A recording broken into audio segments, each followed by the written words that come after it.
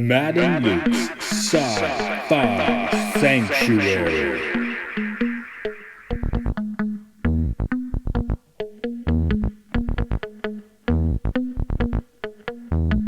The year is 3013. The galaxy is scintillating in the mellow light. Two galactic pilgrims seek out vistas in the samurai future to bring forth the unity of the cosmic shaman. Opening the door of the pantheon of mystics, the evil sorcerer wizard powers the engine of science, seeking to forever alter the sacred balance, traveling on effervescent balls of summer fire. This week, Independence Day.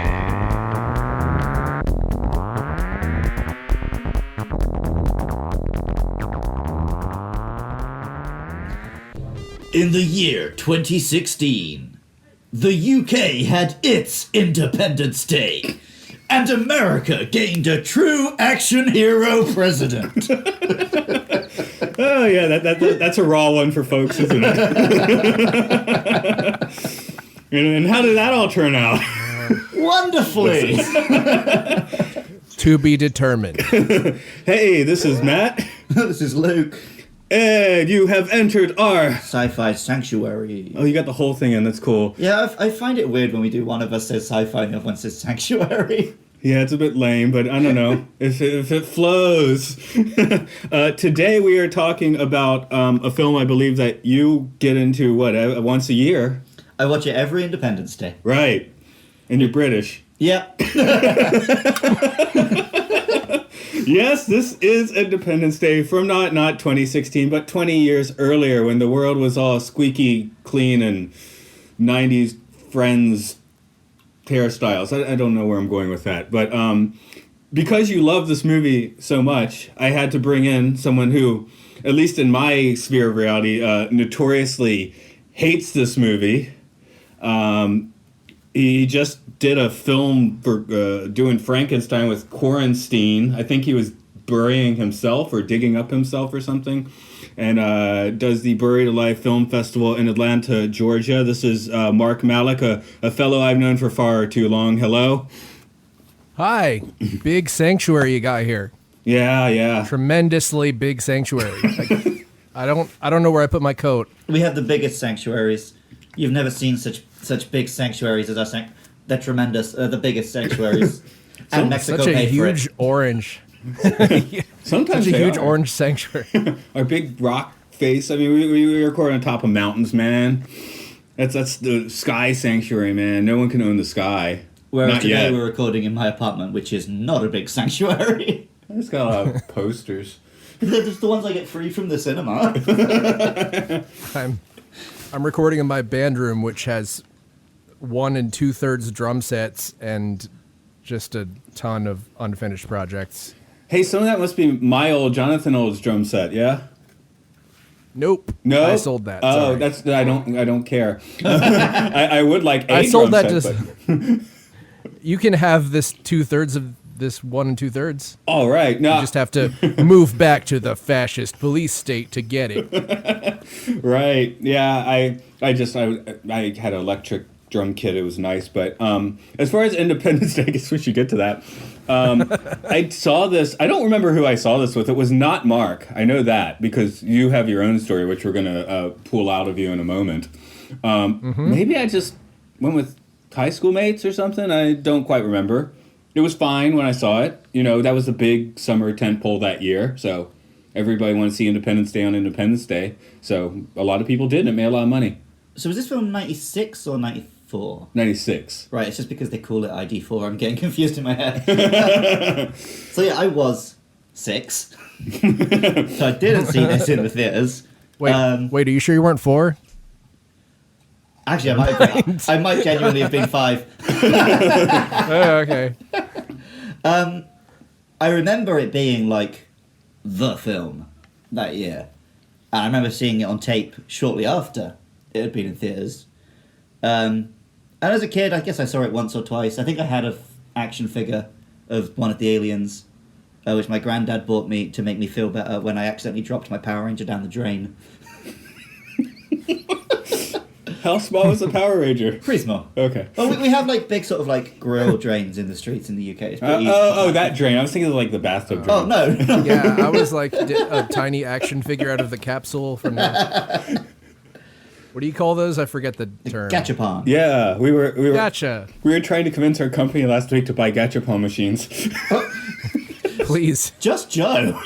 Everyone else was like, yeah, I guess it's okay. He's like, yeah, we should do it. Well, it was like my idea, and Joe really liked it. I wasn't okay. I really didn't know it pushing. come from you. Yeah, it was actually. He said it was Matt's idea, but Matt's just kind of sitting there, doop, ba-doop, ba-doop, trying not to fall asleep. Actually, Well, like you but- do in every meeting ever. Miss meetings. But I guess it was in like my teens. This film was just constantly on TV, and I just enjoyed it. Picked up a cheap DVD, and it became a tradition that I watch it every 4th of July. I briefly want to touch on when I watched it for this podcast, because Matt gave me a copy to watch, and then I thought, nah, this one is worth having my own copy, so I went and bought a DVD. But then yesterday, I went and climbed a mountain to see a tree that looks like Godzilla. And That sounds much better. massively misjudged how long it was going to take me. So I walked 70 kilometers over 14 hours and missed the last train home. So I sat and watched this film on my phone last night in a train station. And then slept on a bench and got the train at 6 a.m. this morning. So if I'm a bit out of it today, it's because I literally have not really slept. Wow. I mean, at least you live in a country where you feel safe doing any of that. I have done this in the UK, Okay. but didn't feel as safe there as I did here. You don't want to do that in Atlanta, GA.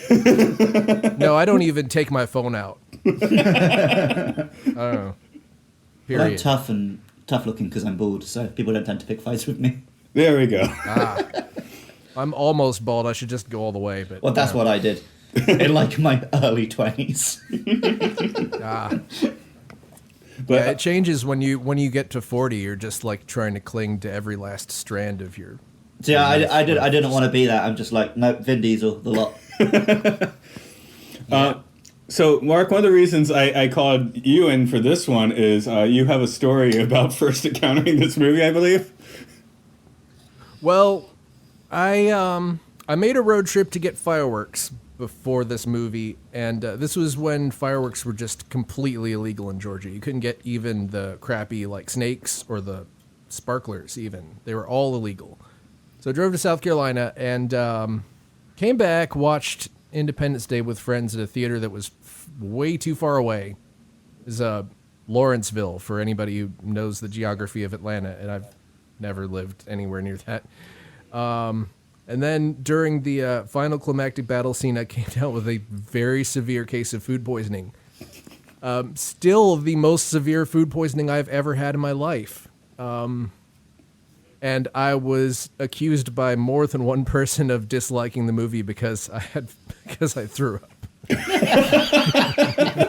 I think I accused you of not liking the movie because you threw up. I wasn't with that screening, but Yeah. the next day or whatever. I mean, that's fair, but I really wasn't sick until like the end, which, I mean, the end isn't really the best part of the movie. I don't know. It depends on how much you want to see Randy Quaid get put out of his misery, I think. Yeah, Spoiler. Oh, damn. Don't worry about that. We're about to spoil everything anyway, because Luke's going to run down the entire plot. And why am I bleeding? How'd that happen? How did that happen? I don't know. Sorry. Okay, anyway, Matt's Internet? bleeding. Yeah, the internet made me bleed a little bit from my wrist. Okay. Interesting. A lot of people have had the internet make them bleed from their wrist, to be fair. Yeah, but this is the top side. This is the top side of my wrist. Not the other side. Damn. No, I don't know. Yeah, it's 5G, man. Oh, and Five- there's going to be 5G's like little like carbon worms like climbing out any second now. Then I don't see the carbon worms. Because they're burrowing in. Oh, they're going in, not out. Okay, that's why. Okay, anyway, Yeah, it'll stop bleeding soon. Don't worry. can The worms you will take care of it. can you give us a rousing British version of Independence Day? Okay.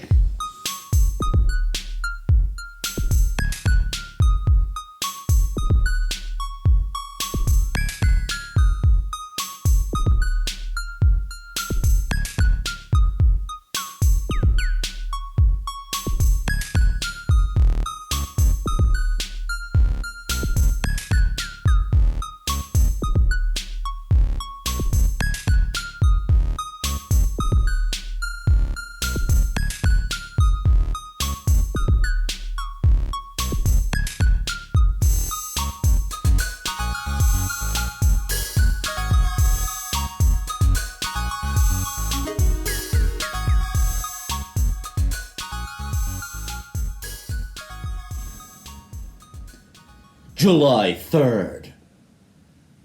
An alien spaceship passes over the moon.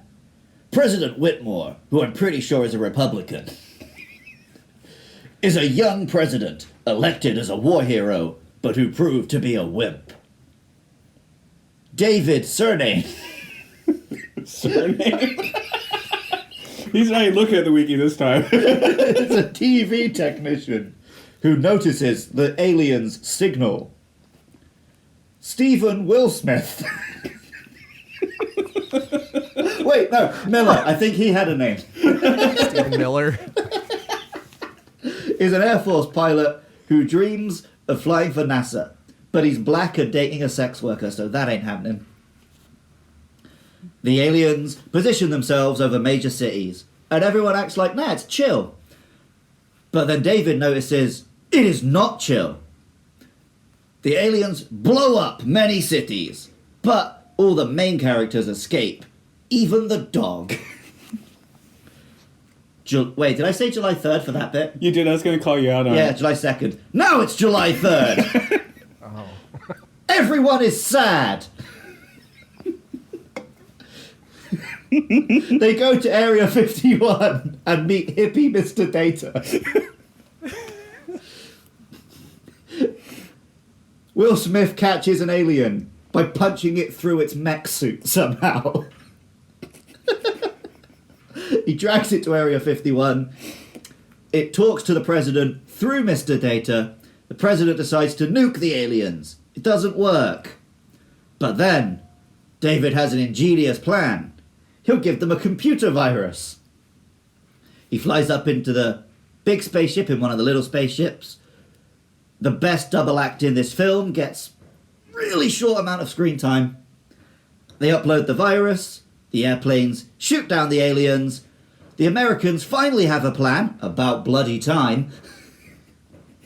And on our Independence Day, we commit genocide on this alien race and everyone celebrates.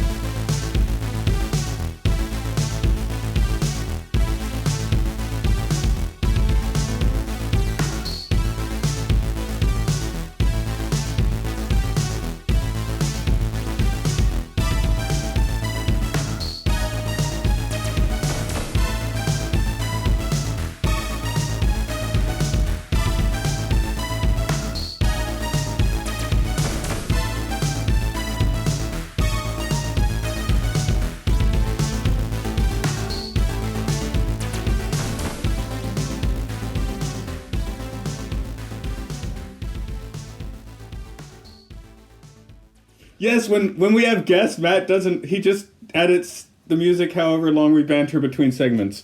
Oh, I didn't know that. Now you know that. Now That's you needed to save that for the whatever behind the scene episode that you do, and no, it's in this one now. So people find out what a Mickey Mouse operation this is. Sitting around Matt's laptop on the side of a hill. So sometimes I send. It's like Birdman. It's one long take. Yeah, sometimes I send Luke images of like how insane my editing sessions look.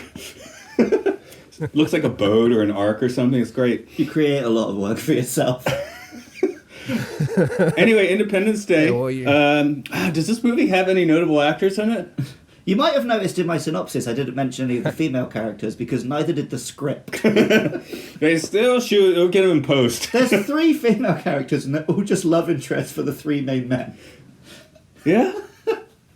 Yeah. Yeah. Yeah.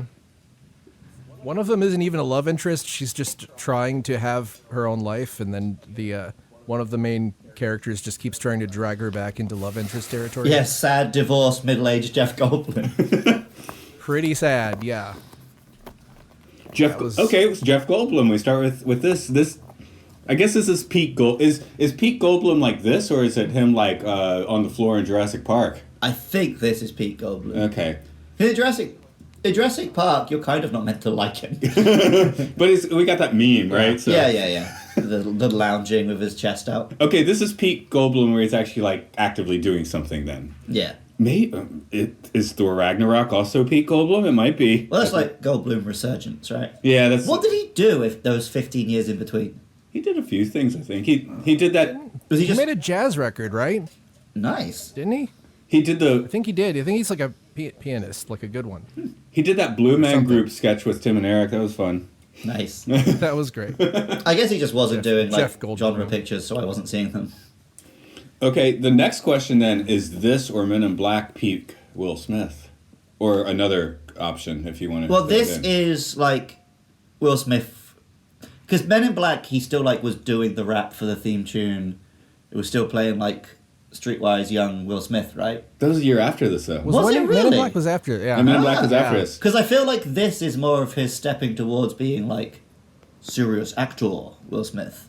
This is him stepping into it, and that's like, to me, the greatest thing in this movie, the best special effect is Will Smith stepping into being like a tremendously good actor and carrying the entire movie. Like, it was just amazing to watch him carry the entire movie without using CGI.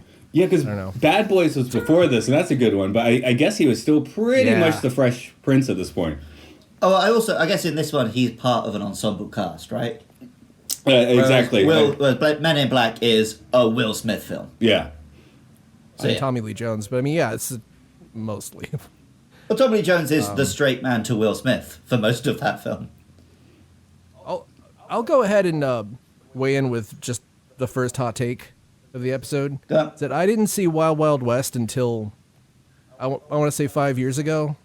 I think Wild Wild West is a much better movie than this. I was about to say before you said that, I was like, am I allowed to say I like Wild Wild West? Because I like do. Wild Wild West. Okay, groovy.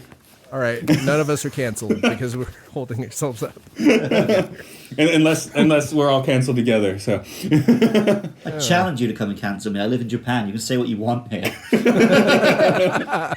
I could literally wear blackface to work for Halloween and no one would bat an eyelid. yeah. Oh my God.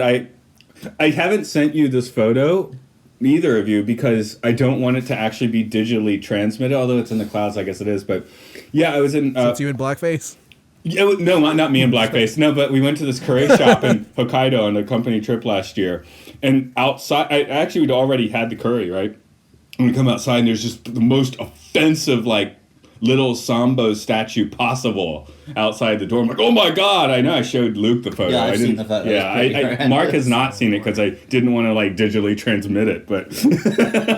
Well, I won't. I promise not to share it, but you can just show me sometimes. Okay. Send an encrypted message that expires. A friend of mine went to a wrestling show and he got face paint done of... Do you know the wrestler Goldust? Uh-huh. Right. He's the best. But after the show, he tried to wash it off, and the gold came off, and the black just spread. And he had to take the London Underground home in blackface.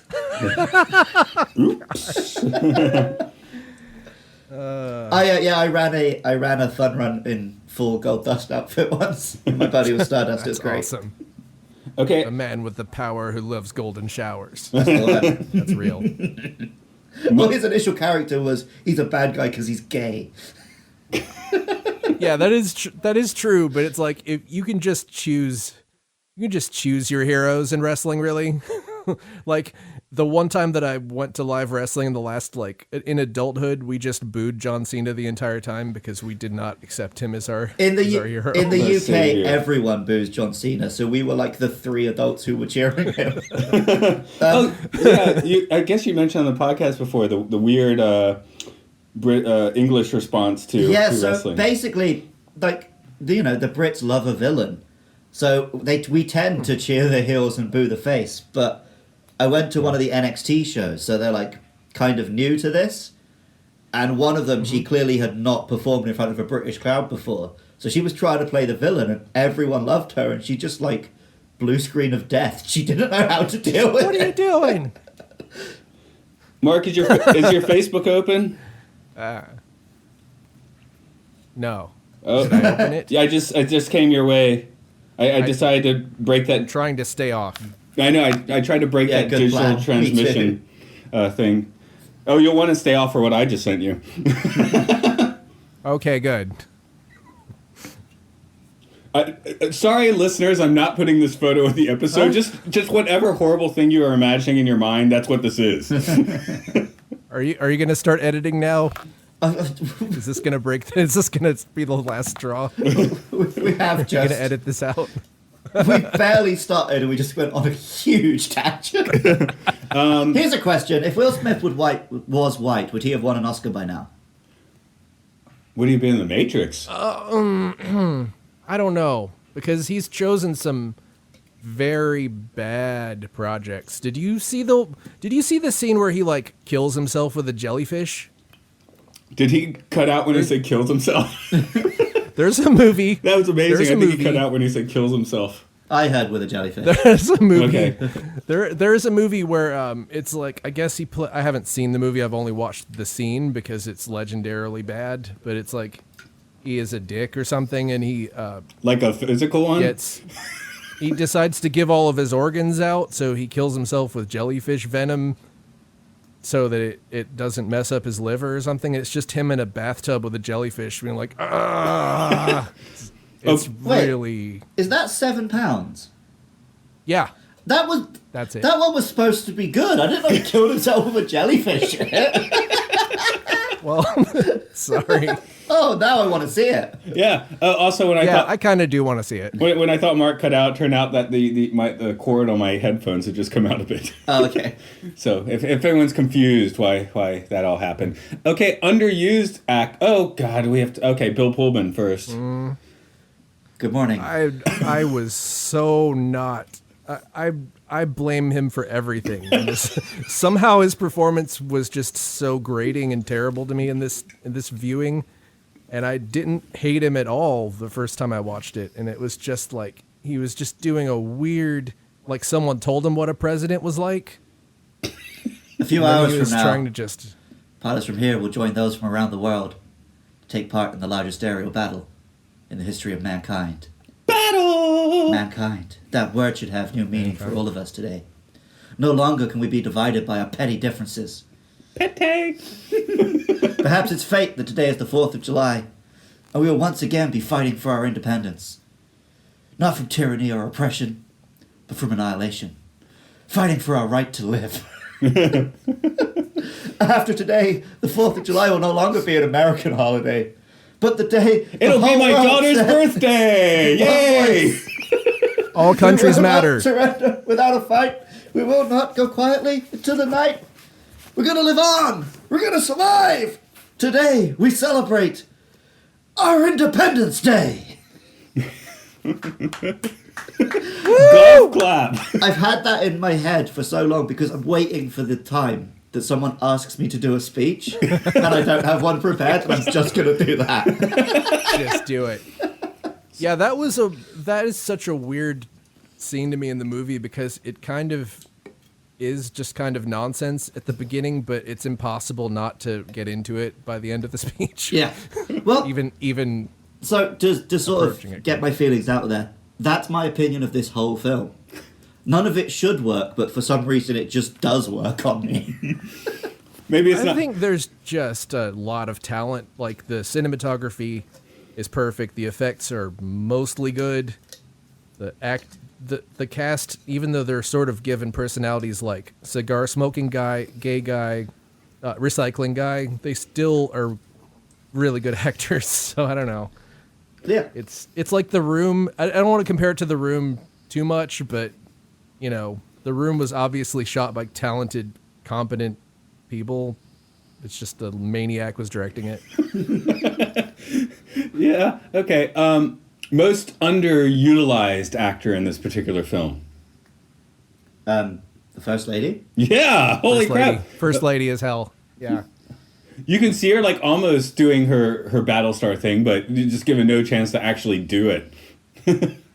She was more presidential than Bill Pullman was. Really? Well, she I thought proves that so. later, I don't doesn't know. she? Yeah. Yeah. I mean, without even realizing that's who that was when I rewatched it because I haven't watched enough Battlestar, but yeah. The This film would have been much better and had more balls if she'd just been president. Yeah, she should have just been president. If this had been made after Battlestar, of course she would have. Oh, yeah. Good, that'd be typecasting. Yeah. So maybe it's good she's not typecast. True. I mean, First Lady and President is still pretty typecast. There are a few supporting actors hanging out here. Do we want to discuss any of them? And sorry, Mark, did you have a bit more on her or not? Oh, not really. Okay, She's cool. Yeah, we got some notable character actors popping up here.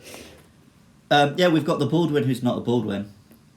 Is he in here? Yeah, but the thing is, he's playing the polar opposite of the character he plays in Firefly. He's like the very serious soldier man at Area 51 in this one. Okay, I didn't even pick that up. Right.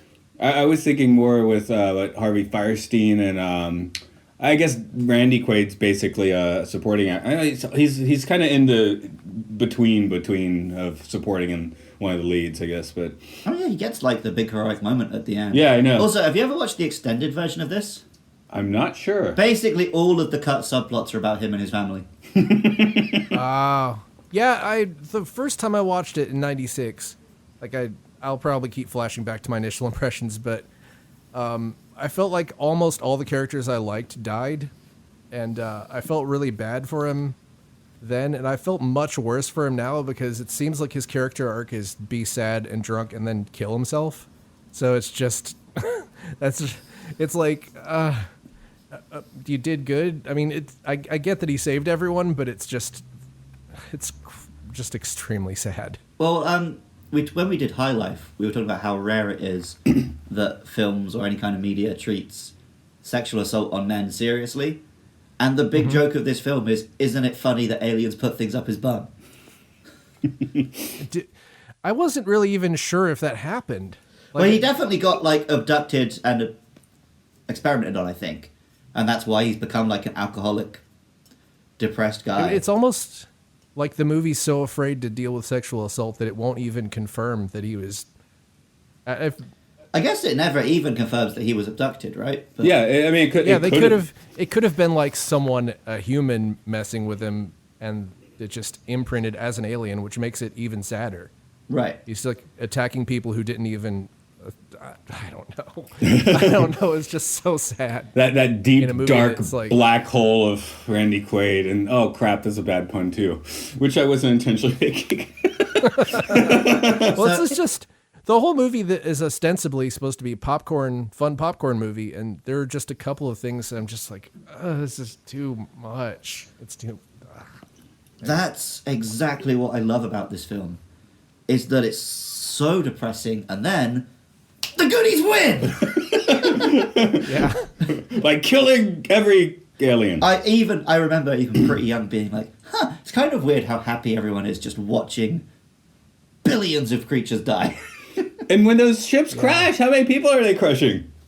Well, the major cities have been evacuated at this point, so not that many civilians.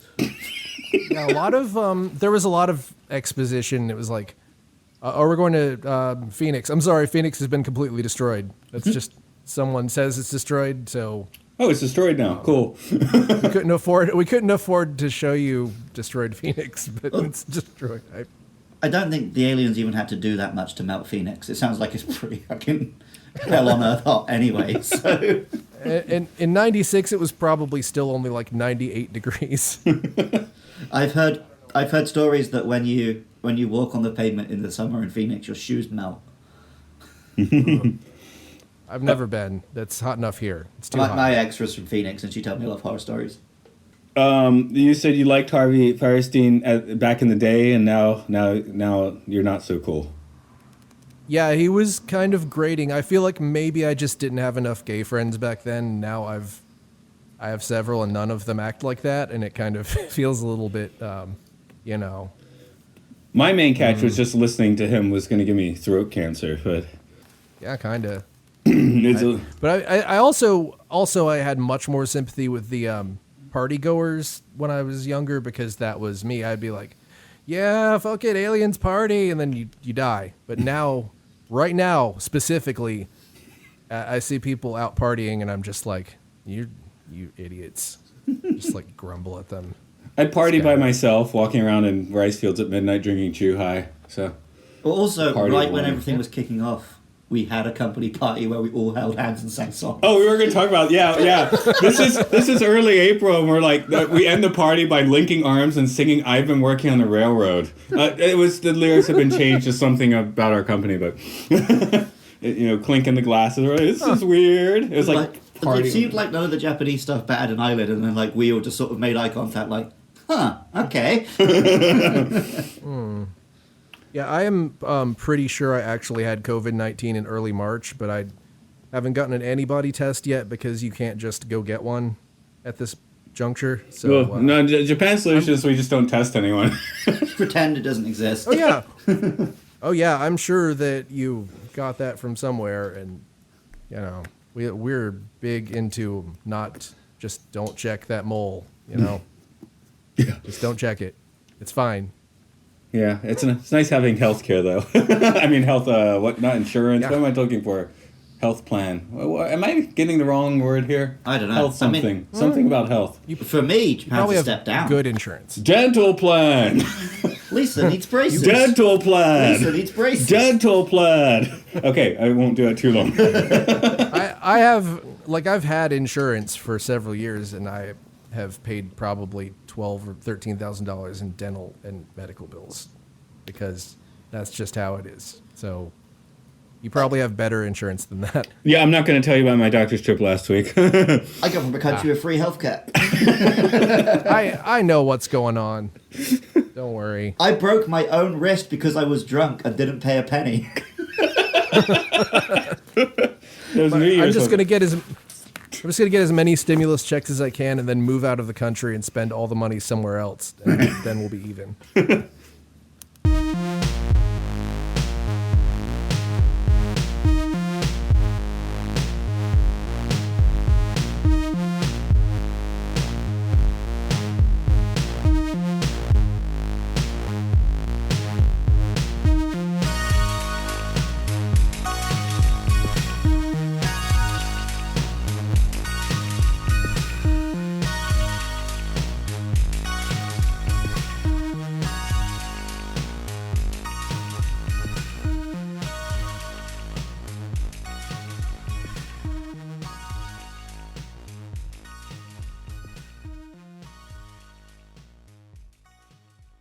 Design is pretty good here. This film still looks pretty damn good. And we mentioned, what was it? We just mentioned on Transformers that they did not have the help of the U.S. military. Yeah. The dogfighting here really reminds me of a Star Wars movie. Which I guess is because it's essentially the same effects but with fighter jets. It's so well edited. It was kind of like, man, this could have been half the movie. I don't know. It was just super tight, which is strange because I felt like conversations in general. I mean, probably just my current atmosphere bias because everything's edited so quickly now. But the dogfight was tight. I don't know. We linger on a few shots here. That's nice. Yeah, I really like the airplane scenes in this film, but I think if there'd been much more of them, they probably would have felt like they were running too long. Like if you had like a Transformers movie amount of dogfighting, where it's like the last 40 minutes of the film, I think they probably would have got a bit dull. One thing the movie does really well is just balance. Like you just never feel like any one character or scenario is just dominating the whole thing. Well, they're really just it's hard. Running with the 70s disaster film template about as hard as they can. Well, if you look at the other stuff Emmerich's done, disaster movies are his bread and butter, right? So this is just a disaster movie. It just happens to be a disaster that you can kill at the end. Oh yeah, definitely. The aliens are more of a force of nature. I mean, their personality is like, you die. Like, that's it, pretty much. Did Mars Attacks do it better? Yes. I will unabashedly say that I prefer Mars Attacks to this, including I've rewatched it recently. Generally, in alien invasion stuff, the less I know about the aliens, the better. See, we're opposite. I want a villain to like come and snarl at me. In a lot of stuff, yeah, but with aliens, I guess War of the Worlds is my favourite book. And in that, like, you barely understand aliens at all because they're alien.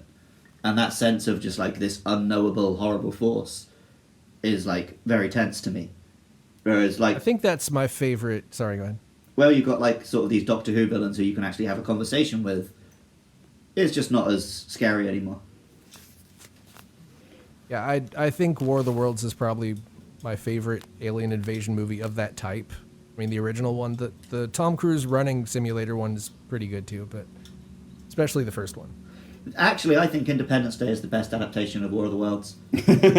Might I suggest... I'm not entirely joking. No, I'm saying the flaw here actually might be, like, they have a conversation with the alien through the corpse of Brent Spiner, It right? is pretty creepy, though. Yeah. Right? It's creepy. It's a cool scene, but if they didn't have that interface, would that have made... They also upload a computer virus for Jeff Goldblum's laptop, so at that point... Windows 95 was popular. I'm sure they could have thrown in a line like, oh, our computers are backward engineered from theirs, so...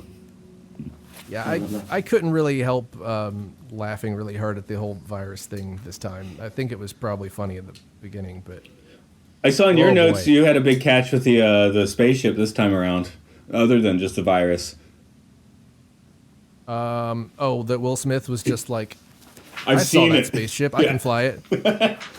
That is such like an anime ass pull type of thing to do. It's like, oh, I've seen that move, you can't use it on me.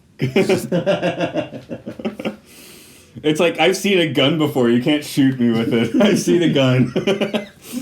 I think it would have been a lot more fun to just have him sort of like tool around with the controls, and then that's maybe We that's got, just like, a a trope that second shows of up in that. everything. Yeah, he did crash it a bit first. Yeah, that was pretty fun. I think that was probably the strongest thing because they just put the two best actors in the ship. And Well, yeah, like I said in my synopsis, just the Jeff Goldblum, Will Smith comedy hour. Like, I really wish Will Smith had come back for the sequel, just so we could have had 2 hours of those two bouncing off each other. so I thought about watching the sequel and just didn't get around to it. I've still never seen it. I watched it, don't bother. Or I unless think you... Roland Emmerich has apologized for it. Wow. If that tells you anything. A person who seems like he wouldn't apologize for anything. Yeah, he has other movies he didn't apologize for. You know what? I really liked Universal Soldier. Oh yeah, I did that before. Yeah, okay, yeah. I mean, this was the first, like I guess Stargate was the transition, and this is like full on Emmerich, right? It's a full on disaster film. Yep, and then he did several more. I hope he think, does a sequel to 2012 called 2020. And it's just the true Yeah. events. I've heard on the some of the Aboriginal calendars. You remember they shifted the whole calendar back in the 17th century. This is the real 2012. Yeah. Huh? I've seen that meme, and some people were like, that means that it's actually 2028, and I haven't really researched it further. 2028. Okay, yeah, obviously I haven't, but I'm just like, okay. I heard that like in January, this is real 2012. Oh, and really? And now I'm like, oh, okay, maybe, sure. Yeah, really. Yeah, it's kind of trending now with like a picture of the movie 2012 in the bottom of it. From So- 2009. Wait, was that when 2012 came out? They were just like Yeah, it's a few 3 years early. from now. Yeah, it's a few years early. Like I think Demolition Man was something like, it was like 1993, and it was like in 1996 you will be cryogenically frozen if you're a prisoner. Wow, But that didn't work. they wake up in what year? What year do they wake up? 2015. Oh, okay. We still have think. Taco Bell. That was accurate. Okay. The best film for that is Terminator 2. Because it's set like 2 or 3 years after it came out, but they just don't change anything. They just age up Yeah. Sean Connor. You're all going to die. Oh, too much. He should be like 8. Well, No, but that's it. It's set a few years later than when it came out. Oh, right, So right, that right. They didn't have to have an Is he 8-year-old 12? running around. Is he? Okay. Terminator okay. had this built-in. It had this built-in thing, and I don't know if it was just James Cameron being a genius or if he just got lucky. But it's like, well, you can only send this one nude robot back in time, and then this nude human, and you can't send anything else. So that completely solves the problem of like just anachronisms. And then almost every movie after Terminator 2 just like shit all over it. But Oh, but you haven't seen Genesis. yes, I have. Yeah, I remember. I went to Mark to see. Oh God, what was the one before Genesis? Salvation. That is. And I remember. I was booing in the theater. I don't know if you remember that or not. I was booing a movie in the theater. And then I walked home with you, probably pretty sloshed, trying to convince you that the movie was okay because it had Michael Ironside in it. And a movie with Michael Ironside can't be bad. He was phoning it in, though. Well, he was so tired. Yeah, he's so tired. He was so tired. Also, he's only in it for like 3 shots. Yeah, that's true. I was He was in a submarine. That was my whole case, though. He's in it, so it must be okay. Yeah, it was a flimsy case. Right, but then we got Genesis a few years later, and Salvation suddenly seemed good. Yeah, but I liked Salvation. I liked Genesis in the same way that I like Highlander 2, because it was like, this is fucking crazy, and I was just enamored with like, they're just putting like 3 time machines in this, and just it's just something else, and Matt Smith is just it was just so crazy that I respect crazy movies like that. But Dark Fate was much, much better than okay, that. I was about to ask you, because we actually we went in prepared to just have our childhoods destroyed, and quite enjoyed Dark Fate. Yeah, it's the closest they've ever come to the first 2 in my book. Well, I thought that the problem with that was the trailers were very bad. And I went in expecting nothing, and I actually really enjoyed it. And aside from that it feels just too much smaller than Terminator 2 to come after it, if that makes any sense. Like the James Cameron, it's like if James Cameron made a sequel to True Lies, and it was sort of just didn't have like 16 car chases in it. It would feel like strangely smaller. Like he just went so far. He went so far with Terminator 2 that I think he just cursed everything that came after it. Did you ever see the promotional photos for Terminator Genesis? Which ones are you referring I don't think to? so. There's like pictures of like Matt Smith and everyone trying to look cool holding guns, but they just look like some like cosplay guy's photo shoot outside a convention. They're so bad and have so little energy. They're like, you can't believe this is a Hollywood production movie. Just to dovetail this back to Independence Day, how much does Will Smith carry this movie just because he's Will Smith in this movie? And we'll give Goldblum too, but I guess I think it's like not just that he's really swinging for the fence, but they kind of give him a character with like maybe a couple of more degrees of dimensions than other characters. It's sort of just a thing that works. Like he has a few things going on. Yeah. Okay. Oh, since we're kind of doing design, let's before we stop on this one, let's do a little bit on the aliens themselves. Again, Mark, I'll cite your note, or if you want to cite your own note, because I'd have to look for it. Didn't look great when it interfaced with Brent Spiner, but the one on the spaceship when they blew it up looked like it was just sitting there, like it was sort of just a prop. This is minding its own business. Oh. The one on the spaceship was like Master Splinter in Ninja Turtles 3. And they haven't even bothered to give him legs. He's just a puppet that stands behind a counter. It reminded me of like a Universal Studios thing where you like go, you go in one of those like studio ride things, and you just walk through a corridor, and there's a thing that's like, oh, hello, what are you doing here? I actually think the one in the lab does look pretty cool, though, when it gets up and attacks everyone. Yeah, it's very alien, Giger-esque, but it's still pretty cool the way it like hisses. Like in recent years, alien designs have gotten really boring. Well, we said on this podcast before, it's just the big brown CGI blob now. Right, whereas the Tom Cruise War of the Worlds, they're just these aliens. Yeah, but a bit less interesting. There is, I can't remember. When was the last interesting new alien? Arrival, maybe? It was like kind of interesting, but it was also kind of monochrome. The Edge of Tomorrow, that was like the only thing wrong with that film. Right, yeah, they were just blobs in that. Oh, what is it? Live, Die, Repeat? We don't call it Edge of Tomorrow Okay. here. Yeah, there we go. No, it's All You Need Is Kill. No, that's a much better title, and I wish they'd stuck with it, but still. In Japan, they did. Great movie. That's what my Blu-ray says. It says all you need is kill. Yeah. I'll tell you where the best new aliens come from. They come from Halo. Sure. Halo has lots of cool aliens. I mean, yeah, I loved the little guys that ran at you with the grenades. They're like, yeah, non-believer perish. There's one bit, I can't remember which game it is. You find one of them sat on a cliff, and if you walk up to it, you get the button prompt for punt. Gotta punt those aliens. If only who was going to do a Halo movie? There were like probably 6 or 7 directors. I think it was District 9 guy.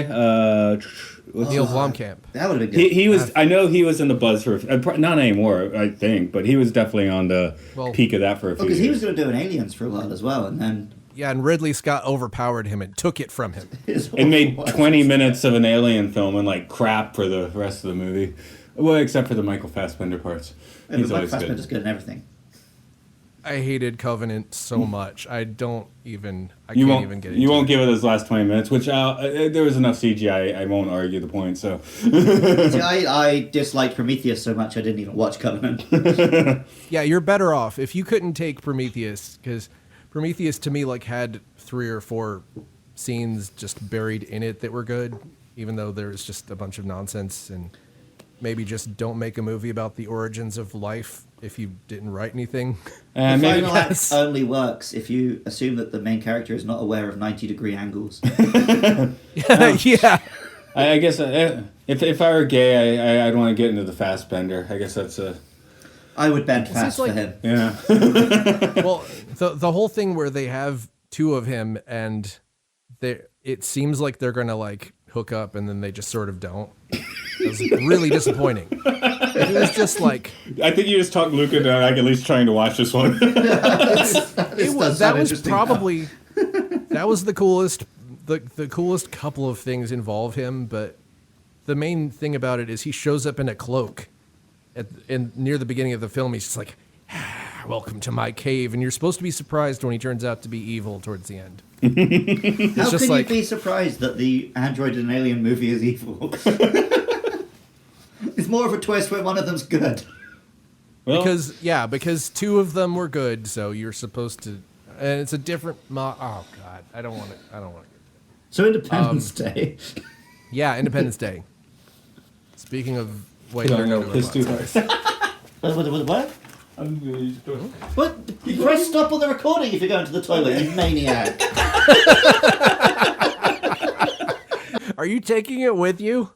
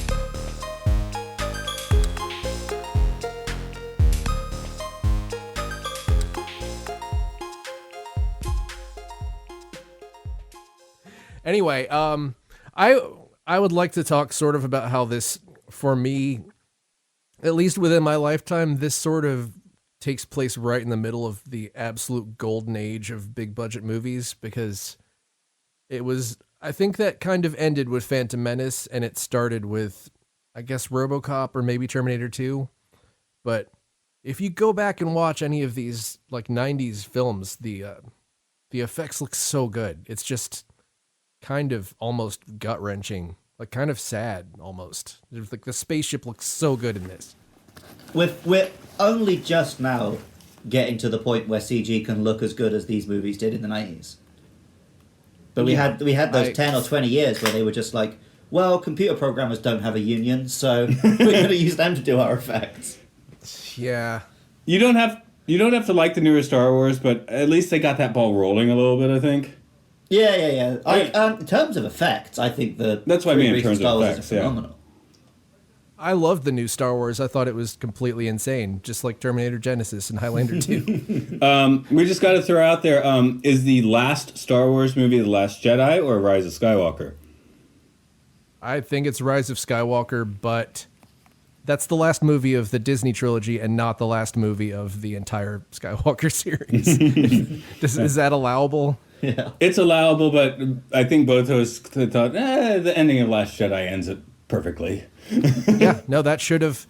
It's weirdly, it weirdly kind of echoes the prequel trilogy where that could have been 2 movies also, but it's like the second 2 movies of that, and then we could have had the first 2 movies, and then it could have been a 7-film saga. But everyone's just obsessed with trilogies, so it has to be. Like a trilogy that grew legs. Well, that was a trilogy of trilogies. Everyone, I see directors being like, well, we have to finish the story. We have to rewritten the whole trilogy. And it's just, James Cameron is now making like 5 Avatars. So he's just automatically just changing that. I hope it doesn't turn into, well, we have to make 5 movies. The story is 5 movies. But the trilogies weren't even a thing until Back to the Future, which I think, to me, that is still really good. And all 3 of those movies, to me, are good. I don't know. I like all the Back to the Futures, but they did set this precedent of you make the first film and then you make 2 sequels back to back. And it just leads to all these middle films, which are like not really films. Yeah, the Matrix was like, didn't do that so well. Well, also, like, do you know what the Wachowski's original plan was for The Matrix? 2 movies? 1 prequel, 1 sequel. That makes sense. Would if they'd have just way better. was it like the Shinichiro Watanabe did the history one? I don't remember who directed the Animatrix history one. Yeah, that could have been an hour and a half movie, and it would have been the best Matrix movie. Yeah, that was the prequel, but kind of scaled down to anime or fake anime. Or real anime. Said, no, if we're going to make a trilogy, they all have to have the principal cast in them. Right. But I have started getting kind of excited for the 4th movie because I've started wondering, are they going to pay off the thing they did at the end of the 2nd movie that they never paid off? Where they implied that you're still in the Matrix. There's another layer. Yeah. Well, I've heard some story, like some real weird ideas they might be going with, so I'm hoping that's true. Where like within this new movie, the Matrix movies exist and are part of the like programming. Well, I don't know. I guess that's real. We'll see. But maybe we'll see. As long as I see some cool karate, I don't really care. In the case of this movie, well, Yin Wu Ping isn't choreographing it, which sucks. Yeah. Sorry. No, that's fine. I'm just saying, trying to drag it back to Independence Day, where this movie definitely did need that sequel. You guys said you didn't watch it, but more importantly, is anyone going to vote for President Pullman? What's the alternative? The alternative would be what? Trump? No. I'm trying to come up with a good one here. How about Jeff Goldblum's dad? No, that's you'd vote for him over him easily. Sorry, that was a bad one. Trump was too on the nose. We don't like Jewish presidents here, apparently. We need another good cinematic president. Okay, Harrison Ford in Air Force One or Bill Pullman. Who are you voting for? Those are the 2 running. Harrison Ford, I guess. I don't. Okay. If I'd heard that speech, I'd vote for Bill Pullman. All right. I just don't vote anymore. I live in Japan anyway, so. Well, if a wartime president is always reelected, and if there was like an intergalactic war, he's not losing. He's president for life at this point, I think. Yeah, they give him 5 terms. They don't care. In real life, I have to go. Also, the electorate is probably like 6 people at this point. So, yay, we like you. Well, finally, Congress was trimmed. Oh God, I don't even know. I don't remember if they blew up Congress or not.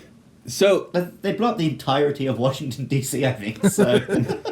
That was a weird thing. I don't know if you guys noticed this, but as good as all the effects looked, there were a couple of times where explosions just looked like they had sort of like screensaver patterns in them. Like there was a thing where it was sort of like cars flying around, but it looked specifically like a pattern. I've actually seen how they did that, and it's pretty cool. They built like a model city and had it vertically, and then blue flame up it.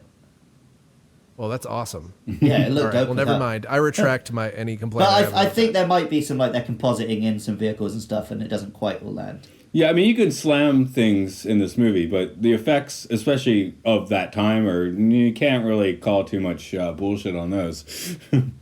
No, it's fantastic. I mean, they could have just made the whole movie in space, and it would have been. I don't know. They could have just done a 2001-esque thing where. No, I don't want to daydream about that. No, I mean, if you wanted to be like, well, they wrote the whole script in post, you can't really argue that either. But Well, they were trying to rush it out to beat Mars Attacks because they were afraid of Mars Attacks, which in retrospect is really funny because you notice how it isn't really 4th of July themed if you just pick it apart. It's just they were like, quick, we have to get it out. Tim Burton's doing Christmas, so we'll just rewrite it so it is 4th of July movie. our Independence Day. And then it worked because that movie crushed and Mars Attacks, I think, unfairly flopped. I don't know. That's one of my favorite Tim Burton They are movies. very different films, though, really. Yeah, it's like, are they? Totally Yeah, they're different. incredible. The thing they have in common is ensemble cast. Oh, and flying saucers. That's it. Oh yeah, and flying saucers. This one does not have heads attached to dogs, though, which is a point against Independence Day. Yeah. I mean, I always favor comedies. Like my 3rd or 4th favorite Star Wars movie is Spaceballs. I mean, I don't. How does the holiday I like special rank comedy. with you? Honestly, I need to rewatch it before I listen. don't. I haven't You listened to don't. your episode on it yet. I don't remember anything about it. That's PTSD, dude. Yeah, but I mean, I didn't watch it. I saw it the first time in like 1995 or something. So it's not. I don't have childhood memories of it. I don't either, but oh yeah. I have feel sorry some- for the person who did. My weird childhood Star Wars memory is that I had a record that was like a storybook of the first Star Wars, which I'm sure that you guys have probably heard before, where all the voices are wrong, all the voices are different. We definitely had, like, some audio plays of Star Wars, and I just remember, like, how ridiculous it sounds when they're like, I see you have drawn your lightsaber. Well, I shall also draw my lightsaber, and we make shall it clear. duel. We shall duel. Yeah, the Darth Vader in this storybook record, he sounded kind of like Doctor Doom from the old animated Marvel cartoons or something. It was just a very different take on the character that was just generic evil.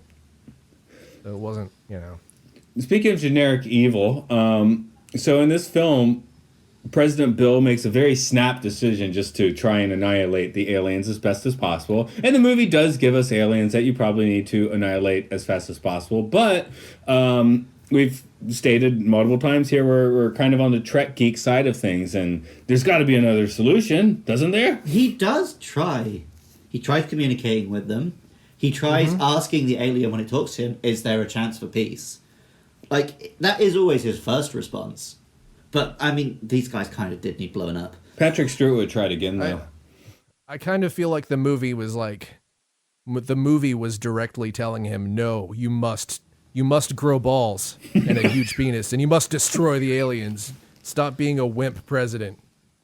Like, I felt like everything in the movie was just, I don't know. Robert Loggia. We didn't bring up Robert Loggia. Yeah, go the for it. Secretary of Defense. It was great. He didn't have anything to do, but he was just great. His presence was just like snarling. Yeah, I barely remember him being there. I'm like, oh yeah, Robert Loggia. You say a name, I'm like, yeah. I just remember him getting fired at the end. I always remember that scene. Well, wasn't it the other guy who got fired? Oh, crap. Oh, I think we lost you. Wasn't it the loss of sound? I think It was he. the loss of Yeah, I think he was Hang on, in sorry. Lost Highway. He's real creepy in Lost Highway. Hold on.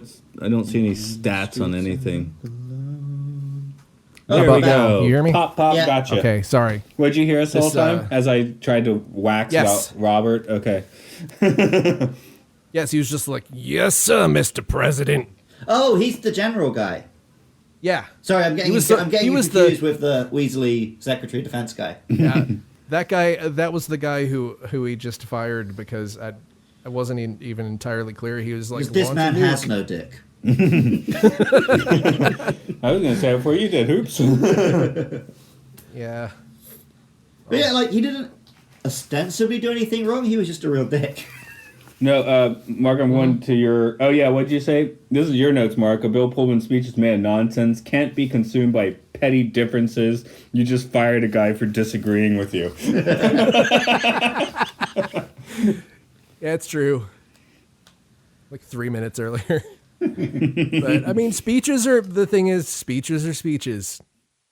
They're just there to be twisted by people in the future to fit whatever they want to put on a meme. We all know how weird your house of cards can get, especially if you want to go behind the scenes. Back on the pedos. What's your favorite Kevin Spacey movie? 7, I guess. No, the correct answer is K-Pax. Yeah. I've never seen I haven't K-Pax, by seen the way. that. Can we do a K-Pax episode? Is that okay? I don't know if we can. Just list off Kevin Spacey's crimes the whole time. like at Alleged random crimes. intervals. Like we're just having a chat and then it's like, on September 13th, 1990. Just only discuss the other actors in the film, despite the fact that it's mostly about him. I heard a podcast episode about Borderlands recently, and they mostly just listed off Randy Pitchford's crimes, and it was really entertaining. Oh yeah, because his crimes are really dumb. Yeah, they're Leaving funnier a than the USB writing for full of Borderlands. Squirt porn in like medieval times. Yeah, and he was like, "Oh, I was trying to figure out how she did that magic trick of squirting because I'm a magician." That magic trick of squirting. It's Pedialyte.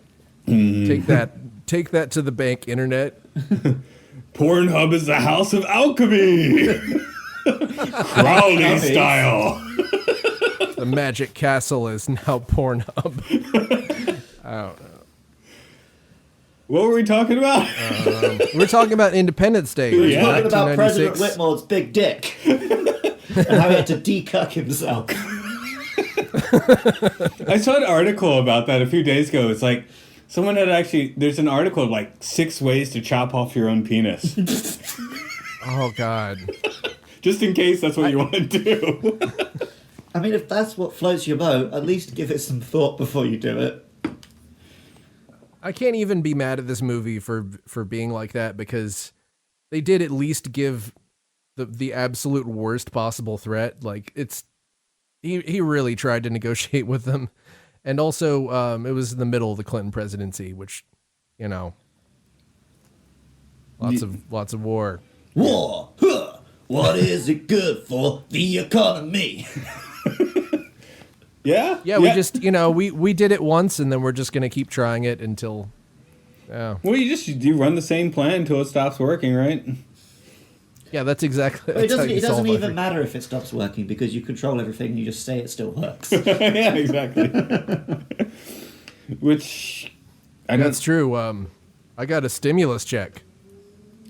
I did too, and I have no way to get it because it's at my parents' house, and I apparently have to physically sign for it. What? You can just get like a robot pen. Yeah, That probably exists, right? Just an arm with a pen, and then you use like a VR glove to sign the check. That has to exist. that's gonna cost like Oh yeah, I use that to give $1,200. myself hand jobs. Anyway, yeah, I would say like Luke and I have not had like an hour out of the office this year, so eventually I'm gonna get my a few weeks ago, guys, like I'm getting a T-shirt that says like I lived through COVID-19 and all I got was this T-shirt. But I guess it just needs to be I lived through 2020 and all I got was this T-shirt now. Right. Yeah, I was a few months ago. I had a conversation with someone that just said, "Well, at the end of 2020, we're just gonna have a do-over," and I was just my stance was we're gonna not want to ever talk about 2020 again, and that's pretty much still how I feel about it. The crazy thing for me, I gave up drinking this year. Wow. And it's like, I keep making this joke, but is this just what every year is like and I'm noticing because I'm sober? Yeah, I picked as Randy Quaid said, I picked a hell of a time to quit drinking. I did. That reminded me of the movie Airplane, even though I know that's like a slightly different line. He kind of felt like that character, who also kind of looks like Bill Pullman. So I don't remember his name. I don't know Randy Quaid that well, and you guys seem to be alluding to that he has some personality outside of this. He ran off to Canada and started posting YouTube videos about the celebrity whackers. Okay. He sort of had a stalking situation. I am not I should have researched this, but I'm not entirely clear on it. But there was also some video where he posted a video of him simulating sex with his wife while she was ball gagged to make some kind of point, and I don't really know what the point was. But He's a kinky motherfucker. He's had meth, I think, kind of methy. This might be a movie where he's not acting Allegedly. so hard, kind of like Crispin Glover in Back to the Future. Well, this was a long time before he I don't know. When did Christmas Vacation come out? That was 91 maybe? 89? Maybe 91? 89. Somewhere around the year 1990. Around the time the lambada was the sensual dance you did. Oh, Wow. here's a weird thing. For the longest time, I thought Bill Pullman was in Dumb and Dumber. Why? Because Yeah, Jeff Daniels. Yeah, I just thought they You thought Jeff Daniels was Bill Pullman? yeah, I thought they were the same guy. Because Bill Pullman's in Spaceballs, right? Yeah. Yeah, so I guess I just got them confused. Okay.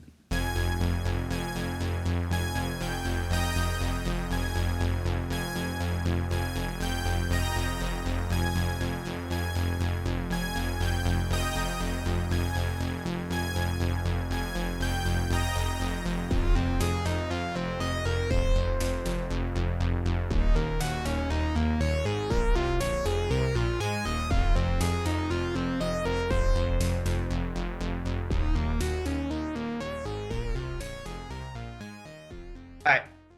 Okay. Did you learn some more about Randy? Yeah, it was so fascinating that I completely tuned out because it's really insane. In 2009, Quaid and his wife were arrested for allegedly defrauding an innkeeper in Santa Barbara for using an invalid credit card to pay a $10,000 bill. It just goes on from there. So, I'm not American. And the director of this film is Belgian. And I kind of feel like he's in on the joke. I kind of feel like this film is taking the piss out of you guys. His joke lasted a pretty That long makes time. me like it better. Right? Because, like, my favourite line in this film will always be when, like, they're organising their plan and there's these British soldiers just waiting around and he's like, the Americans are organising a counter-offensive. About bloody time. Because that's what the rest of the world does, right? We just sit around and wait for America to save the day. I'm pretty sure he knew what he was doing when he put scenes like that in there.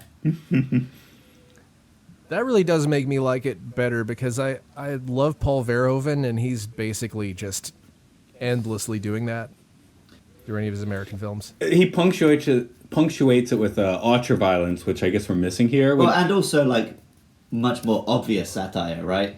Yeah. RoboCop is clearly Jesus. This film doesn't have I'd buy that for $1.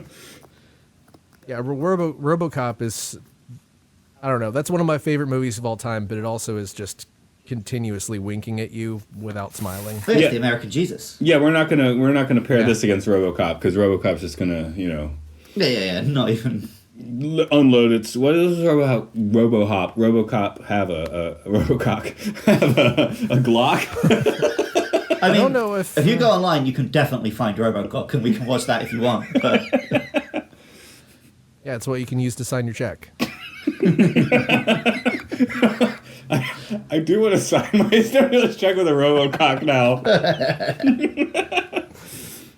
I see that I can't. I feel like it's mine. Yay, chump change from the government. But then Japan's giving me chump change too. That's nice. well, yeah, our colleague Matty's in the same position. He actually got both of his. I got my Abe no mask yesterday. It doesn't fit. The other thing about this film, like, so War of the Worlds came out when the sun never set on the British Empire. Britain thought they were kings of the world. They could do whatever they wanted forever. And it was like, oh, what if there was a greater force? and the stuff that we've been doing in Africa happened to us. And it was like a real shock to the system, because the idea of Britain being like on the losing side was just completely alien. And I feel like this film came out when America thought they were the kings of the world. And here is a film where the White House gets destroyed, New York gets destroyed, basically all of America gets destroyed.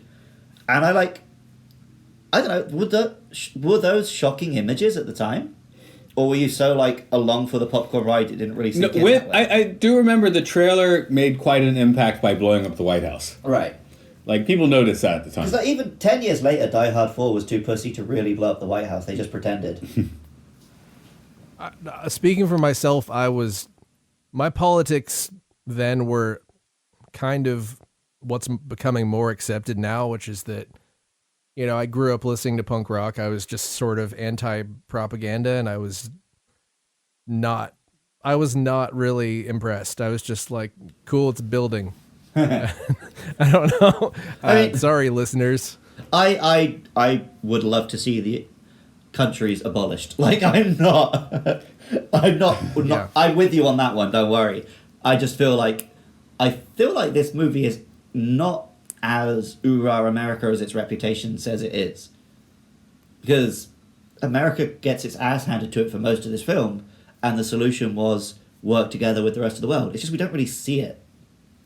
Well, I remember in 1995, probably around the time I might have seen the trailer of this, sitting in CNN Center, recently ransacked, and writing a song as a 16-year-old with the lyrics, "I think the government sucks. Newt Gingrich is a slut. Let's bomb Capitol Hill. That's how I get my thrills." Yeah. Nice. I remember when I was like 11 years old, and the Queen visited my town, and me and my buddy stood in the crowd and shouted, "Up the Republic." Which at the time I understood just to mean that, you know, the concept of republicanism and not having a monarchy, but was actually an IRA slogan. Oh, okay. See, I didn't even know that. Anyway. I didn't at the time. Yeah, well, I mean, Luke, you said you saw this when you were 6? I was pretty... Five? I was 5 when it came out, but I probably didn't see it till a little while later, so I guess I was around 6 or 7. I wish I could really come up with a movie that I saw then. My parents were not, I had a sister a little younger than me, and my parents were not big culture people. So I don't remember seeing an action movie in the theater until Terminator 2 when I was 12, and my friend's dad took us. I didn't see this in the theater. I saw it on tape a little later. Well, I'm just saying, I don't know if I have like, I don't know if I have an impression, maybe Flight of the Navigator or something like that, but that's still not. It's a little lower budget. I've been afraid to rewatch it. Yeah, that's also just a way different type of movie. But none of my love for this film is because I agree with its politics or its message, or I think it's deep, impressive art. It really takes me along for the ride. I feel sad in the sad bits, I feel happy in the happy bits, I like the music, I like the dumb script being done by good actors, I like the action and the effects, and just like every single time, like when the First Lady dies, I'm a little bit sad. When the first missile doesn't hit, it's a little bit tense. When it does hit, I'm excited. When all the aliens die and everyone cheers, I'm cheering with them. Afterwards, I'm like, oh, that was weird. But at the time, I'm just along for the ride. This, I don't think I'd really say that I hated this movie. Maybe didn't even hate it in the first place. I just sort of disliked it. It was because you were sick. No! Owned! Another liberal destroyed by my logic. There's another factor for me, which I don't know if Matt knew about this or not, but I think maybe a week or 2 weeks before, The Rock came out, and for some reason I was just like, no, we gotta... That summer, I think I saw Independence Day in the theater 3 times and The Rock 4 times, because I kept making people go back to see The Rock again, which is a Michael Bay film, if you're not aware, listeners. I didn't know The Rock had come out. I thought he was straight. 1996 he did, and then he just, he pulled himself back out of circulation. But, that movie to me was You're the man now, a dog. much more taut thing. And also, I'd go ahead and add that I am also a Transformers apologist, or a Transformers. I love those films. I don't give a shit. Yeah, we actually have our longest episode coming up, which will air a week before this one. But we got into some Transformers. Luke, we're in Luke's apartment. He's got 12 Transformers. Oh, there's I've only got like 4 here, but back in the UK, I've got crates full of them. Yeah, I was Transformers obsessed when I was a child, and I saw some of the first movie in the theater when I just snuck into it and then snuck out. Nice. I hope you snuck in just to see all your favorite characters die.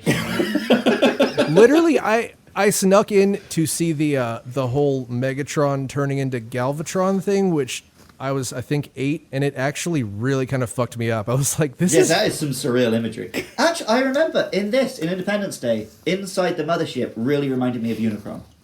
It made There's me a think mix of of Vija. Unicron and Vija. Yeah. Okay. Yeah, they have influences. I was looking. Apparently, they used a lot of the supercomputer stuff was from much older movies. They just had sort of a surplus lot of. I don't know. I liked that about it. The whole look of the film was awesome. The spaceship still looked awesome. I don't know. Yeah, I don't know what else to say about just that. a really well done, stupid film. Yeah, to me the sadness is a little bit weirdly tone deaf, but I can laugh at it now more, so it kind of just takes the edge off, and just I feel better about Randy Quaid dying because he just seems to want to die the whole time, and I'm like, you could do it. Have peace. You can have peace now, Randy Quaid. I don't remember what his character's name was. You can do it. Try again. Head first this time. Even when he died, the kids were just like, well, they had that look on their face, like if you've ever known someone with a severely alcoholic parent and they just did something else. No, but if you want to have me back for Transformers 4 before we get too far from that. Did you just call Age of Extinction? Okay, you got it. Yeah, we've been sort of casting out who's going to join us for which Transformers, so yeah, definitely. So good. I really want Matt to find me an Egypt conspiracy guy for the second one and a moon conspiracy guy for the third one. Working on it. But you can come in for 4. I haven't watched 5 yet, so I don't know. But 4, I loved 4 because just, things that happen in 4 are just so insane. People were mad about Optimus Prime, but I was like, dude, Optimus Prime is just kicking people. He's just kicking humans. From what you've told me about liking weird, broken messes of film, you are going to love 5. 5 is like Michael Bay had 6 films he wanted to make, so he just did them all at once.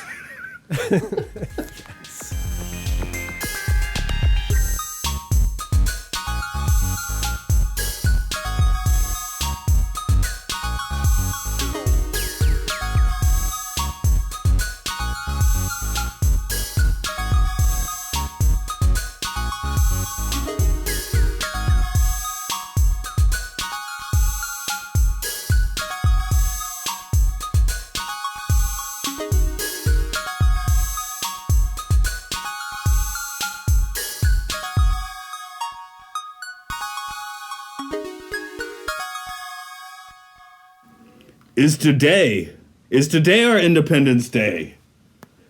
Yes, today is the day that we break free from the globalists. Is this airing on July the 4th? Yeah, I think yes. we're trying to. So I'm gonna say, are there still police? I hope not. That's the answer. The answer, if there are still police in the U.S., We do not it is have our not Independence Day. But also, hashtag all countries matter. All of them. I stole that from the internet, but I'm still using it. Does the Vatican matter? That's a country. Wait, is that Are a we back on country? the pedophiles again? Yeah, the Vatican City is a country. Pedophiles do not matter. And that's the only country I was willing to call on that, by the way. Every other country, sure they matter. Yeah. Does Independence Day matter? I mean, as in this movie. As like, as an example of this, like you were saying, Mark, this era of just practical effects, model work, stunts and explosions, it holds up really well in that respect.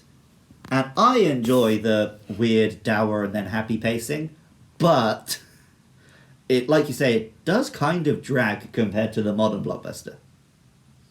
Well, it was something funny that in Matt's notes, he noted that the movie is too long to justify Judd Hirsch and Jeff Goldblum patching things up. And I put in my notes that it was too long to justify Will Smith marrying Vivica A. Fox. So, see, I don't mind the wedding because that is like one of the only actual decent character work is Will Smith's character, and how he's like. That's true. Does he want to marry this woman he loves, or does he care more about his career? And then he gets to have both. I don't know. I didn't mind that. I guess maybe it was also trying to be like, look, she's not her sex work is legitimized now that she has a marriage. That's kind of, He's a fresh prince, dude. Fresh prince, dude. The Fresh Prince. Prince.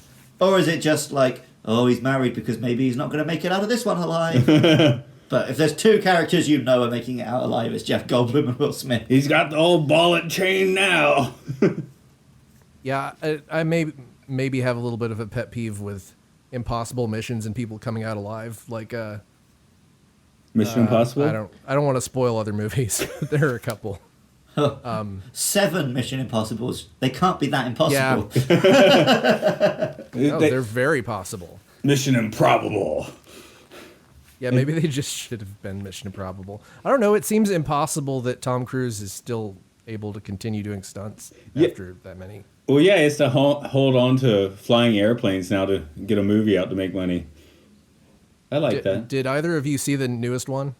I haven't seen any after 3. You want to? Oh, okay. The only DVDs, Blu-rays I bought in the past 3 years were Star Trek Beyond, because it's in the last 2 Mission Impossibles. The interesting thing to me is that it seems like the only time that you can tell that Tom Cruise is aging is that sometimes he looks confused. Have you watched his Scientology video? No, I can't. No, you can't. Oh, you absolutely can. Just, and this is for our listeners as well. Do type in, Tom Cruise talk Scientology, and you will find it's got this like Mission Impossible, like fake Mission Impossible riff. It's like not the real one, and he just keeps saying things, and like he never completes a thought, and then it just cuts, and he starts a new thought. It's like. Because I really want to help people, and when people need to be helped, you just have to get out there, man. You just have to get out there, and you have the power. You can. It's just like, I don't need a script. I'm an actor. He did not need a script, man. And Mark, you should do this. Luke, have you seen it? Maybe not this one. I've definitely seen a lot of Tom Cruise Scientology. For all of you, man, there's the one with the fake Mission Impossible riff playing for 10 minutes behind him having half thoughts is my favorite YouTube video. Okay. So, Tom Cruise and Scientology, that holds up for laughs. Independence Day, yeah, I guess it's like it was state of the art at the time. The seams are showing it. Maybe it didn't have that like extra bit of like not and Will Smith is exempted from this. And I'm going to exempt Jeff Goldblum too, but it did not have that little spark of creativity to really make it stay as a, front mover. Yeah, for me, it's just a film which, no more than this, but once a year I could just watch it and be like, I enjoyed that. See, we were sold this movie like this is the height of filmography. This is it. And we went to the theater and Mark got sick, but the rest of us were like, yes, this is it. And a few years later, it's like, I don't know if this is it. Yeah, because The Rock was it. Well, it's not that long after this we had The Matrix, which really was it. You've said The Rock a few times. Yeah, you said The Rock a few times now. I think I went with you to see The Rock. But the one that sticks in my mind as being the game changer, which I also went to see with you, was Die Hard with a Vengeance. Really? Oh yeah, With a vengeance. that you could call that like a big sort of fulcrum because Quentin Tarantino did punch up on the dialogue, and it's also sort of, I feel like that was the first time someone took a big sequel and just really kind of twisted the formula. Yeah, because we came out of that one punching the walls. I don't remember if you were driving or not, or I guess you were probably driving, just ripping ass on the accelerator after that movie. It sounds like me when I left X-Men 2 and broke my own nose. Oh jeez. He was trying to be Wolverine at school. I kept trying to jump up things and do parkour like an X-Man, but I couldn't. And I ended up headbutting a brick wall. I don't know if it was X-Men 1 or X-Men 2 where I made like weed butter and I buttered 6 slices of bread with it, and I was just completely out of my mind watching it. Yeah, I think I was in Maine when that happened, unfortunately. I think that was the first one because that like big machine that Magneto was powering, it was just like, what? Oh, you'll be back here again, but do you want to get to the Phantom Menace? Seeing the Phantom Menace the first time? So we did see it together because I had acid that didn't work. Exactly. That was the first disappointment, but I've tried to like kind of parse my memory on this, and I don't remember being that disappointed when I first saw it. Like I think we tried to convince ourselves it was okay, but it wasn't. I don't think I ever really was mad about it until after I saw the second one. Right. I was young enough that the first one was just legit good. Ouch! I was just like, yeah, I like that. That was a good film. Anyway, the only time we saw it in 1999, was it? And then I watched it. I have never seen it. That's my point. I watched it again to do the podcast that Luke and I did on it. How many times have you seen Phantom Menace? Oh, a lot. I got the videotape the day it came out and watched it over and over because I was 8 years old and it had a racing car bit and a sword fight. So. The end is so cool. But Matt, do you remember when I was in Japan and the 3D version of that was in theaters, and I was like, sort of like going back and forth on whether it would be a good idea to go watch it? Not quite. I remember the honest trailer for it, but yeah. I kind of wish I'd watched it just to encourage them to do the others. Yeah, I would have. I don't know. The second one is. I kind of. Everyone hates that one the most because of the crappy romance dialogue, but I think I just sort of ignored it because it's so it's such a pointless thing because I know their relationship's doomed, so I just checked out. It's just such a boring film. Clearly, it's doomed. They suck. It's boring, but this is my thing. This is why I think it's the best of the prequel trilogy, is only because I can't, when I watch it, I don't feel like George Lucas frantically trying to, the first movie, it was like he just felt like he had all the time in the world. And the third movie, it was like, wrap things up real quick. We gotta, Yoda, just run away. It was just the pacing issues. Like at least the second one had sort of took its time, and also the Yoda thing was really like just the only surprise in the entire prequel trilogy, really. The Yoda sword thing. Yeah. It's really stupid. It was really stupid. It's a stupid surprise. But it was like, oh my God, he's going to fight Christopher Lee and he's going to flip around and stuff. Like that was, honestly, I mean, that, I don't know, that might have been a bigger surprise than anything in the Disney trilogy. It's just, surprises aren't always good, but it was like, what? Just that feeling of like, what? And that wraps us up on the Star Wars prequel trilogy. Did I tell you I discovered a video recently of the cast of Rise of Skywalker being asked about the film and clearly all hating it? That's not... Well, John Boyega clearly hates it. It was just a collection of clips. They all do. The best one, they go to Kelly Marie Tran, like, oh, what do you think of your character's arc? And she just goes, ha! Because John Boyega just went out and said, screw that movie, I'll go do the real Last Jedi follow-up on the streets of Hyde Park. Yeah. Yeah, like, John Boyega's real life is better than The Rise of Skywalker. I love the fact that he was like, I don't know if I'll have a job, and then every director that's good tweeted at him that he could work with them. I'm like, yeah. Oh yeah, Put him in an Edgar Wright movie, please. I mean, that would be better than any Star Wars movie that's ever existed. Yeah, no, this is thankfully we're past the point where someone has to have their career end because they speak on behalf of, people not being murdered by police. Now, Except from in sports. God help you if you have an opinion in sports. We'll see. I don't know. I think I feel a little optimistic. Well, like, EA put out a statement like, oh, we support Black Lives Matter, da da da. The other replies like, oh, you remember when you cut Colin Kaepernick from your games because he took a knee in the national anthem? I didn't even know that, but I don't even play EA games except for Titanfall, so I just don't. Well, same. But, well, I buy... Yeah. I buy the first FIFA on every new console and just keep that one till the next console. Yeah, I'm sure there's some fun to be had, but I don't know.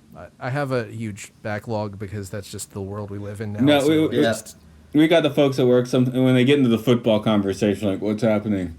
You don't know what the words mean. I don't know what the words mean. That's right. It's like I understand more Japanese at that point than that conversation.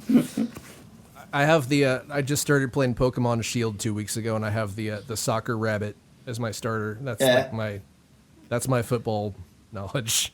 There you go. I picked him because he's a soccer rabbit. Yeah, Luke supports that. Yeah. Well, I have he's awesome. The full Pokedex in that game now. Jeez. Well, this is my first Pokemon game because I was like too old when it first came out, and then I played Pokemon Go for like 2 months, and then my phone got bricked, so it's just like I'm too far behind everybody. Well, speaking of Pokemon, if you enjoyed this podcast, you can check out my Pokemon podcast on Twitter at LukeLovesPKMN. There's that plug. Okay, cool. That's what I was feeding it to you. So Pro. We alley-ooped it. Mark, it's actually, like a soccer ball. we're gonna leave you. We're gonna leave you out here first. I don't have a problem with. We started talking about ID4 and ended up with Star Wars. That kind of makes sense. So I know you have a few cookers in your buns. So what are those currently? I wrote and directed and starred and co-starred in a scene in the new Exquisite Corpse film Quaranstein, where 21 filmmakers have each tackled a scene of Frankenstein, but also Dracula's in it and Bride of Frankenstein is in it, and there's some liberties because it's fun. That will be online shortly. It's going to premiere at a film festival, which I don't think I'm allowed to say yet, but I think it's online, dude, because I watched it. No, not anymore. Oh, okay.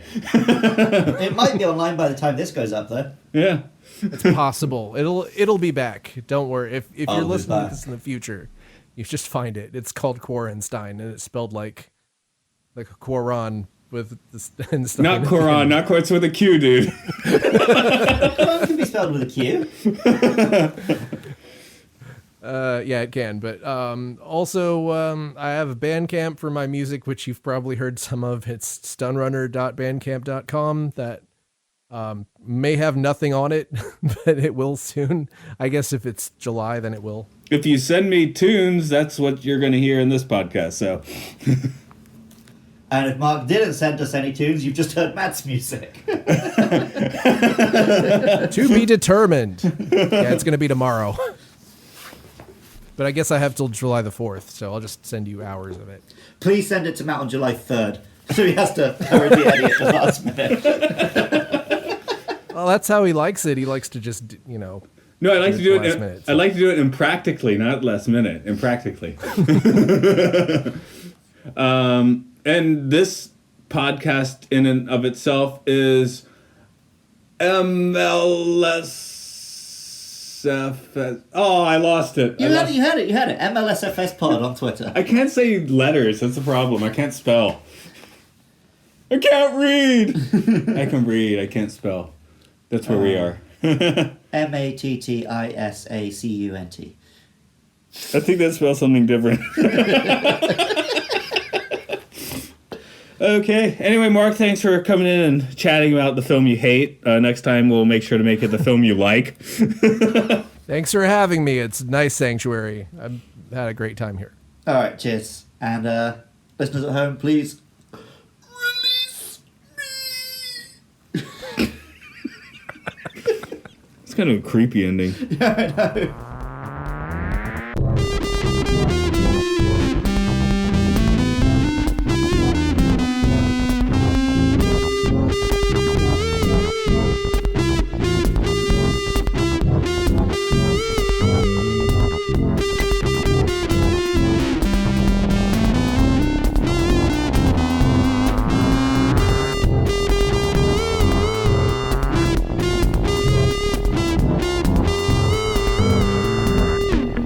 Next week, Total Recall.